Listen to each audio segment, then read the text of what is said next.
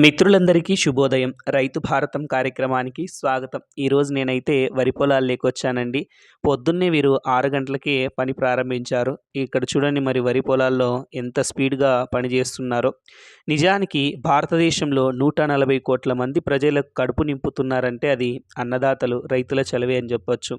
రైతులకైతే ఎప్పటినుంచో కూడా చాలా ప్రాబ్లాలు, చాలా సమస్యలు పట్టి పీడిస్తున్నాయి వ్యవసాయ రంగంలో అయితే భారతదేశంలో. విప్లవాత్మక మార్పులు కూడా రావాలి మన భారతదేశ వ్యవసాయ చరిత్రలో కూడా.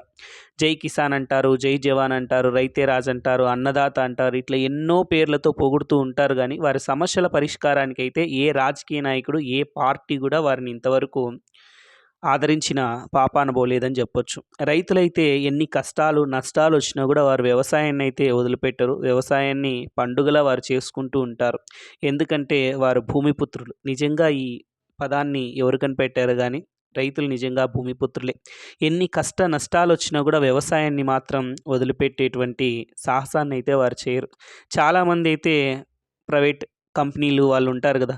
వ్యాపార రంగం వాళ్ళైతే ఒక వ్యాపారంలో నష్టం వచ్చిందంటే ఖచ్చితంగా ఆ వ్యాపారాన్ని వదిలేసి ఇంకో వ్యాపారానికి వెళ్ళిపోతారు. అయితే రైతులు అలా కాదు.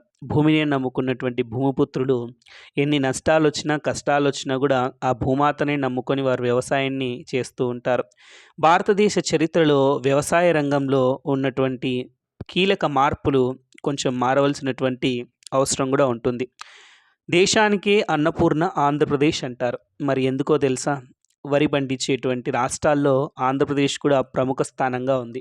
పంజాబ్‌లో ఎక్కువగా వరి పండిస్తారు. తర్వాత మన దేశంలో చాలా రాష్ట్రాల్లో కూడా పండిస్తారు. మరీ ముఖ్యంగా మన ఆంధ్రప్రదేశ్ రాష్ట్రంలో కూడా వరికి పుట్టినిల్లు తూర్పు, పశ్చిమ గోదావరి జిల్లాలంటారు. మరి గోదావరి జిల్లాల పొలాల్లో అయితే ఎప్పుడు వరి ఉండే ఉంటుంది. కృష్ణా జిల్లాల్లో కూడా పండిస్తారు. నెల్లూరు జిల్లాలో కూడా కొంచెం పండిస్తారు. మొత్తానికి ఆంధ్రప్రదేశ్ వ్యాప్తంగా పండించినా కూడా ఎక్కువగా అయితే గోదావరి జిల్లాలు, కృష్ణా జిల్లా, నెల్లూరు జిల్లాలో పండిస్తారు. అయితే ఆంధ్రప్రదేశ్ రాష్ట్ర రాజకీయాల్లో మనం చూసుకున్నట్లయితే రైతులకు గొప్ప వరంగా ప్రభుత్వాలు చేశాయని చెప్పొచ్చు. అంటే ఉభయ తెలుగు రాష్ట్రాలకు కూడా అన్న ఎన్టీఆర్ గారు గానీ, తర్వాత వైఎస్ రాజశేఖర రెడ్డి గారు గానీ, ఇప్పుడు చంద్రబాబు నాయుడు గారు గానీ, వ్యవసాయ రంగంలో మాత్రం రైతులకు వెన్నుదన్నుగా ఉన్నారు. బహుశా భారతదేశ చరిత్రలో ఎక్కడ కూడా రైతులకు పెట్టుబడి ఇవ్వలేదని నేను అనుకుంటాను. కేసీఆర్ గారు స్టార్ట్ చేశారు రైతు బంధు అని చెప్పేసేసి. చాలా గొప్ప పథకం అది. అలాగే ఏపీలో కూడా రైతు భరోసా అని చెప్పి ఇవ్వడం. ఇలాగైతే రైతులకు చాలా సపోర్ట్‌గా ఏపీ, తెలంగాణ 2 రాష్ట్రాల్లో అయితే ఉంది. సో, రీసెంట్‌గా నరేంద్ర మోదీ గారు గూడా అంటే వారి ప్రభుత్వం నుంచి కూడా ఎకరాకేదో 5,000 పెట్టుబడి సాయం వస్తున్నట్లు ప్రకటించడం జరిగింది. సో, మొత్తానికైతే డబ్బుతో పాటు రైతులకి ఎక్కువగా వ్యవసాయానికి నీరు అవసరమండి. మరి నీరు సౌలభ్యం గూడా వారికి కల్పించాలి.